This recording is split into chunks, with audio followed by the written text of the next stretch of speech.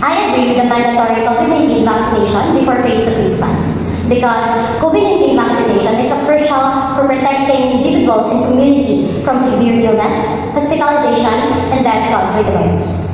It helps reduce the spread of the virus, promotes herd immunity, and enables society to return back to normal activities like face-to-face classes. By getting vaccinated, we not only safeguard ourselves, but also protect vulnerable populations. There are many similar reasons why people and I might disagree with mandatory vaccines for students before face-to-face classes in higher education institutions. The first reason is individual rights and autonomy.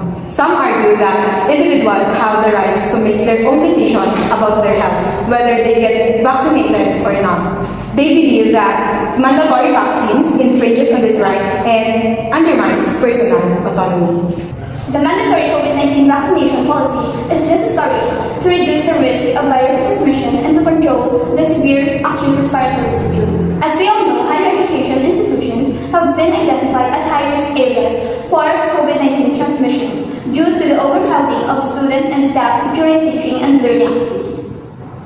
They say that it will make learning safer, but the evidence is not good enough. A few examples of this is some schools, but this does not apply everywhere in the Philippines.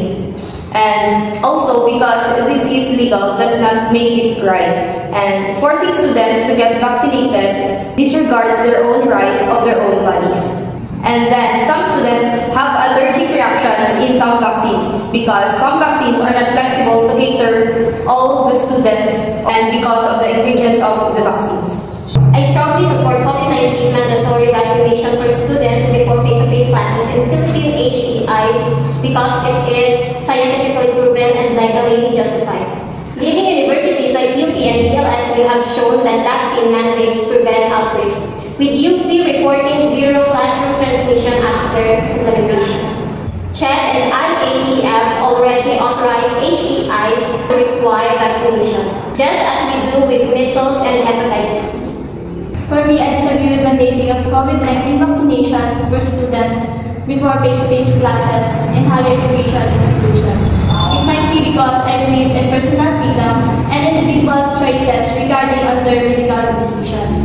I may also argue that vaccination should remain voluntary, as forcing it infringe on personal rights and lead to distrust. I stand firmly in favor of the motion COVID-19 vaccination should be mandatory for students before attending face-to-face classes. Because this is not just a matter of personal choice, it is a matter of public health and safety. As students return to in-person learning, we must prioritize the well-being of our academic community. Mandatory vaccination is a crucial step in ensuring safe, uninterrupted, and responsible transition back to campus life.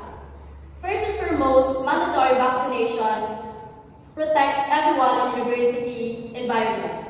According to World Health Organization, vaccinated individuals have a significantly lower risk of infection and transmission. While some argue that young adults are less likely to experience severe symptoms, this doesn't mean we are immune. We can still spread virus to classmates, professors, staffs, and even family members who may be immunocompromised or elderly. Without mandatory vaccination, universities remain vulnerable to outbreaks that could jeopardize public health and disrupt education once again. We all know COVID pandemic brings us challenges, not also for us but also in the government. However, I strongly disagree in this implementation. According to some researchers, it argues its effectiveness to the people. Also, some experts say it may lead to backlash to the government and also introduces people trust in health initiatives. Also, according to Henry Sy, mandating COVID vaccination arises ethical and legal rights of people. Also, according to Republic Act 101/52, it mandates basic immunization in children and infants, but not extended to the adults, specifically for COVID vaccination.